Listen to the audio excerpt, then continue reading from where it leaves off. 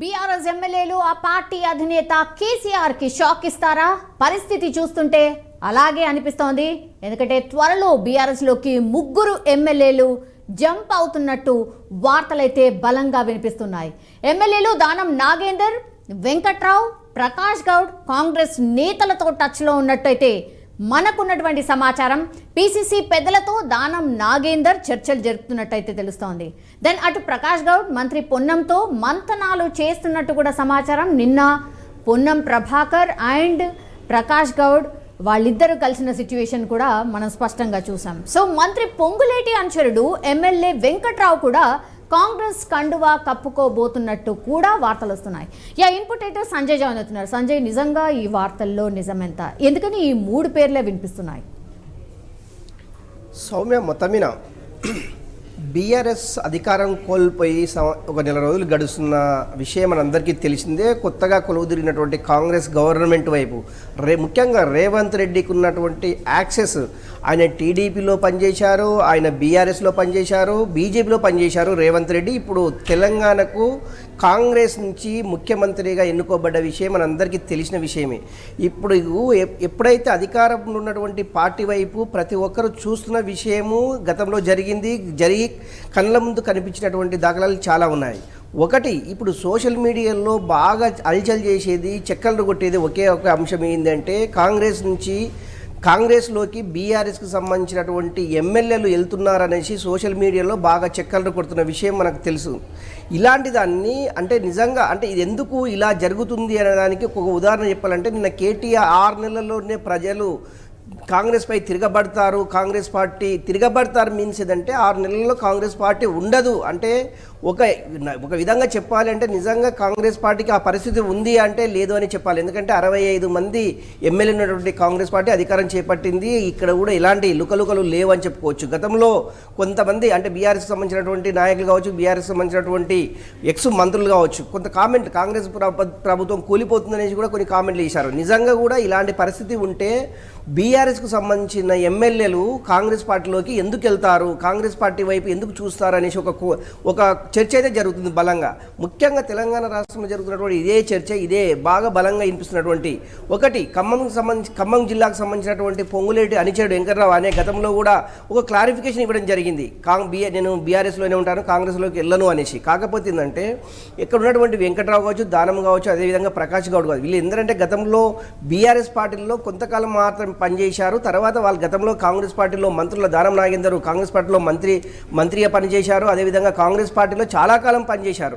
కాకపోతే ఒకటి, బీఆర్ఎస్ అధికారంలో ఉంది కనుక బీఆర్ఎస్లో జాయిన్ కావడము, బీఆర్ఎస్ నుంచి కూడా గెలవడం జరిగింది. మొత్తం మీద ఇవన్నీ ఏంటంటే ఒకటి, వాళ్ళకు కాపాడుకుంటూ వాళ్ళకు సంబంధించినటువంటి స్థిరాస్తులకు సంబంధించినటువంటిది కొంత పదిలంగా ఉండాలి అంటే అధికార పార్టీ వైపు ఉంటేనే కొంత అంటే మనశ్శాంతిగా ఉండొచ్చు అనే ఉద్దేశంతో కొంత ఈ యొక్క అలజడి అయితే నెలకొందని చెప్పుకోవచ్చు. ఓన్లీ వీళ్ళు 3 ఉండరా, లేకపోతే ఇంకెవరన్నా ఈ కాంగ్రెస్ పార్టీ వైపు వచ్చే అవకాశం ఉంది అంటే నిజంగానే కాంగ్రెస్ వైపు చాలామంది చూస్తున్నారనేసి ఈ యొక్క అంటే అది సోషల్ మీడియాలో హల్చల్ చేస్తున్నటువంటి సందర్భము మనకు చాలా స్పష్టంగా కనిపిస్తుంది.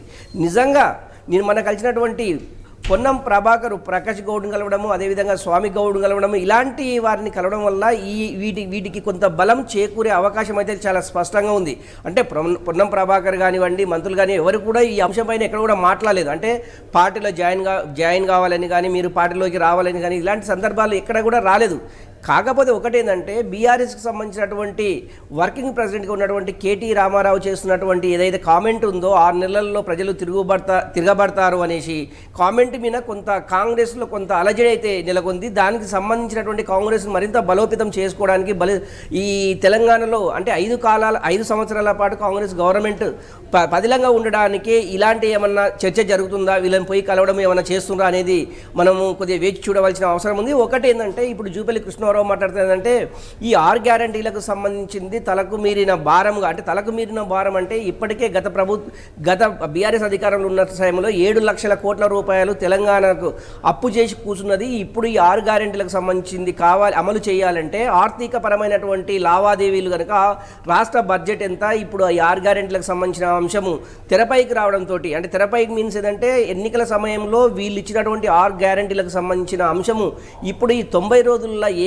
విధంగా అమలు చేస్తారు అనే చర్చ అయితే చాలా బలంగా తెలంగాణలో బాగా చర్చ అయితే జరుగుతుంది. దీనికి సంబంధించినటువంటి మంత్రులు పదే దీనిపైన కొంత క్లారిఫికేషన్ అయితే ఇవ్వడం జరిగింది. ఒకటి, తుమ్మల నాగేశ్వరరావు అంటే రైతు బంధుకు సంబంధించింది కావచ్చు, అదేవిధంగా అంటే ఈ ఎమ్మెల్యేల యొక్క జాయినింగ్కి సంబంధించింది అంటే ఈ 6 గ్యారంటీలకు సంబంధించిన అంశమే తెరపైకి రావడంతో ఎమ్మెల్యేల యొక్క అది జాయినింగ్ విషయం తెరపైకి వస్తుందని చెప్పుకోవచ్చు. అందులో భాగంగా ఈ 6 గ్యారంటీలు ఒకవేళ వీళ్ళు సక్సెస్గా చేసినట్లయితే ఈ బీఆర్ఎస్కి సంబంధించినటువంటి కావచ్చు ప్రతిపక్షాలకు వీళ్ళు మాట్లాడే అవకాశం ఇవ్వకపోవచ్చు. ఈ 6 గ్యారంటీలకు సంబంధించిందే మాత్రమే తెరపైకి వస్తుంది. ఈ 100 రోజుల్లో ఏ విధంగా దీన్ని అమలు చేస్తారు అనేసి బీఆర్ఎస్ నేతలు చేస్తున్నటువంటి విమర్శలు, అందులో భాగంగానే ఇక్కడ ఉంటే అంటే నిజంగా కూడా ఈ 6 గ్యారంటీలు సక్సెస్ చేస్తామని బీఆర్ఎస్ పార్టీ పేరు మార్చుకుని టీఆర్ఎస్ గా మారబోతోంది అని ఒక చర్చ నడుస్తోంది. రోజుకో పార్లమెంట్ నియోజకవర్గానికి సంబంధించిన నాయకులు పిలిపించుకొని హరీష్ రావు కావచ్చు, కేటీఆర్ కావచ్చు మీటింగ్స్ పెడుతున్నటువంటి సిచ్యువేషన్. మీటింగ్లో అంటే మనకు కనిపిస్తోంది ఒకటి మాట్లాడుతున్నారు, కానీ లోపల మాత్రం వీళ్ళకి క్లాస్ ఉంటోంది. మీరు ఎటు వెళ్ళొద్దు, ప్రతిపక్షంలో ఉంటేనే మనం బలంగా అవుతాం, అండ్ ఇప్పుడు పార్లమెంట్ ఎలక్షన్స్ రాబోతున్నాయి కాబట్టి కష్టపడదాం అనే మాట చెప్తున్నటువంటి సిచ్యువేషన్. అండ్ బయటకు మాత్రం త్వరలోనే కేసీఆర్ రాబోతున్నారు, రంగంలోకి దిగబోతున్నారు అని కూడా వాళ్ళే మాట్లాడుతున్నారు. సో పార్టీని ఒక రకంగా కాపాడుకునే ప్రయత్నం జరుగుతోంది అనుకోవచ్చా? అంటే ఒకటి సౌమ్య, వర్కింగ్ ప్రెసిడెంట్ హోదాలో ఉన్నటువంటి తారక రామారావు ఏదైతే ఉందో పార్లమెంటుకు సంబంధించినటువంటి పార్లమెంటు పరిధిలో ఉన్నటువంటి నాయకులతోటి పరిధిలో ఉన్నటువంటి ఎమ్మెల్యేలతోటి ఆయన సన్నాహక సమావేశాలు అయితే నిర్వహిస్తున్నారు.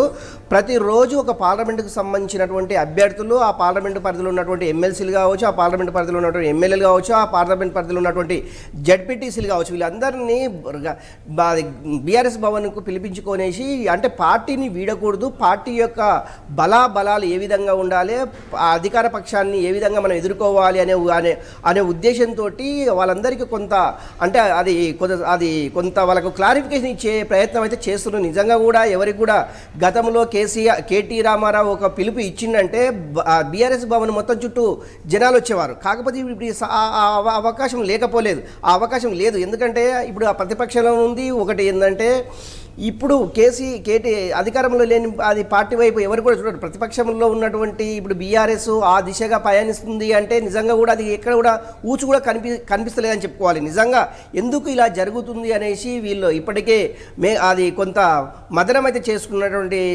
పరిస్థితి కొడుతుంది. ఒకనొక దశలో ఒక పార్లమెంట్కి సంబంధించినటువంటి హరీష్ రావు మీటింగ్ పెడితే మరో పార్లమెంట్కి సంబంధించినటువంటి కేటీఆర్ మీటింగ్ అయితే ఈ సన్నాహక సమావేశాలు ఏర్పాటు చేసేసి ఎమ్మెల్యేలకు కొంత భరోసా కల్పించే విధంగా ఇద్దరు చేస్తున్నటువంటి ప్రయత్నం ఎంతవరకు ఫలిస్తుంది అనేసి మనం వేచి చూడాలి. నిజంగా కూడా రేపు పార్లమెంటు ఎన్నికల్లో నిజంగా ఎంతమంది కాంగ్రెస్ వైపు వెళ్ళే అవకాశం ఉంది అంటే నిజంగా కూడా వెళ్ళే అవకాశం ఉంది అనేసి కొంత అయితే చర్చ అయితే రాష్ట్ర రాజకీయాలు అయితే జరుగుతుందని చెప్పుకోవచ్చు. ఎందుకంటే వాళ్ళకు ఉన్నటువంటి ఆస్తుపాస్తులు కానివ్వండి, వాళ్ళకు ఉన్నటువంటి స్థిరాస్తులకు సంబంధించినటువంటి కానీ అధికార పక్షం వైపు ఉంటే ఏంటంటే ఇలాంటి ఇబ్బందులు ఉండవు అనే ఉద్దేశంతో ఈ యొక్క మా కాంగ్రెస్ వైపు మొగ్గు చూపే అవకాశం చాలా స్పష్టంగా ఉంది. ఒక ఉదాహరణ చెప్పాలి. ఎందుకంటే మొన్నటి వరకు బీజేపీలో ఉన్నటువంటి వివేక్ వెంకటస్వామి ఆయన ఎప్పుడైతే కాంగ్రెస్లో జాయిన్ అయ్యి కాంగ్రెస్లో గెలిపొంది ఎమ్మెల్యేగా గెలిచారో వెంటనే ఈడీకి సంబంధించినటువంటి దాడులు కూడా చేయడం జరిగింది. నిజంగా కూడా అధికార పార్టీలు ఉంటే తప్ప ప్రతిపక్ష పార్టీలో ఉంటే కొన్ని ఇలాంటి ఆర్థికపరమైనటువంటి ఇబ్బందులు తప్పవు అనే ఉద్దేశంతో కొంతమంది అంటే బీఆర్ఎస్కి సంబంధించినటువంటి ఎమ్మెల్యేలు కావచ్చు, ఎంపీ అభ్యర్థులు కూడా కావచ్చు, ఇంకా అధికార పార్టీ వైపు మొగ్గు చూపే అవకాశం అయితే చాలా స్పష్టంగా ఉంది.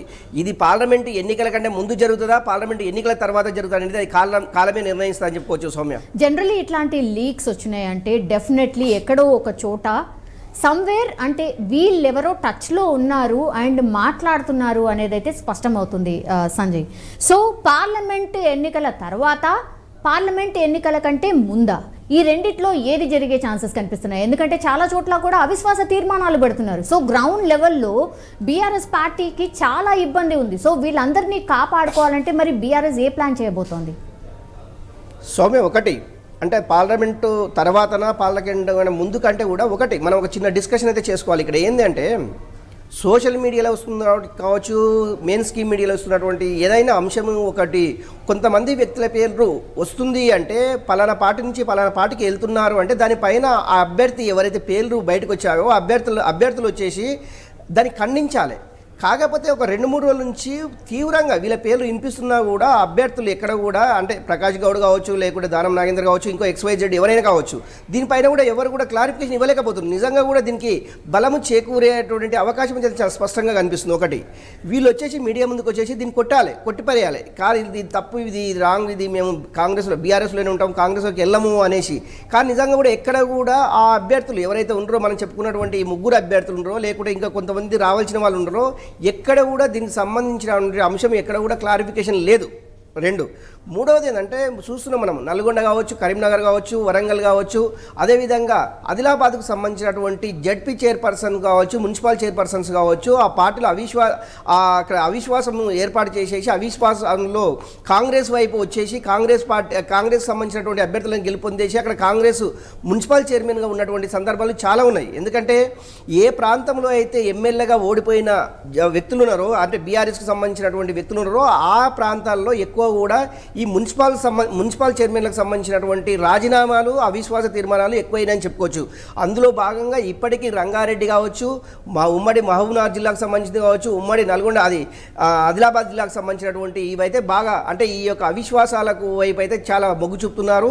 ఎందుకంటే కాంగ్రెస్ పార్టీకి సంబంధించినటువంటి వాళ్ళ కౌన్సిలర్లు ఏదైతే తక్కువ ఉన్నారో వాళ్ళే అవిశ్వాసం పెట్టేసేసి కాంగ్రెస్ వైపు బీఆర్ఎస్లో ఉన్నటువంటి వాళ్ళందరినీ కాంగ్రెస్ వైపు తిప్పుకొని కాంగ్రెస్ పార్టీ విజయం సాధించిన సందర్భాల్లో ఈ 10-15 రోజులు జరుగుతున్నటువంటి సందర్భాలు చాలా చూసాం. అందులో భాగంగానే నిజంగా కూడా ఇక్కడ ఉంటే ఉపయోగం లేదు అనే ఉద్దేశం ఏమన్నా బీఆర్ఎస్లో ఉన్నటువంటి ఎమ్మెల్యేలకు అనిపిస్తే ఆల్మోస్ట్గా అది కాంగ్రెస్ వైపు చూసే అవకాశం ఉంది. నిజంగా కూడా ఈ పార్లమెంట్ ఎన్నికల వరకు ఉంటారా, లేకుంటే పార్లమెంట్ ఎన్నికల తర్వాత అనేది టైం బాండ్, అది టైం డిసైడ్ చేస్తుంది. వాళ్ళ యొక్క సో అది వ్యక్తిగత మీద ఆధారపడి ఉంటారని చెప్పుకోవచ్చు. ఏదేమైనా కూడా బీఆర్ఎస్ నుంచి కాంగ్రెస్ వలసలు అనేది కొంత చర్చ అయితే బలంగా సాగుతుందని చెప్పుకోవచ్చు. Soumya, yes, all right Sanjay. మొత్తం మీద అది బీఆర్ఎస్ ఎమ్మెల్యేలు అయితే ఆ పార్టీ అధినేత కేసీఆర్కి షాక్ ఇచ్చేలా కనిపిస్తోంది. పరిస్థితి చూస్తుంటే మాత్రం ఇలాగే ఉంది. ఎందుకంటే త్వరలో బీఆర్ఎస్లోకి 3 ఎమ్మెల్యేలు జంప్ అవుతున్నట్టయితే వార్తలు అయితే బలంగా వినిపిస్తున్నాయి. అందులో ఎవరు ఉన్నారు అంటే దానం నాగేందర్, వెంకట్రావు అండ్ ప్రకాష్ గౌడ్ కాంగ్రెస్ నేతలతో టచ్లోకి వచ్చినట్టయితే ఒక లీక్ అయితే అందుతోంది.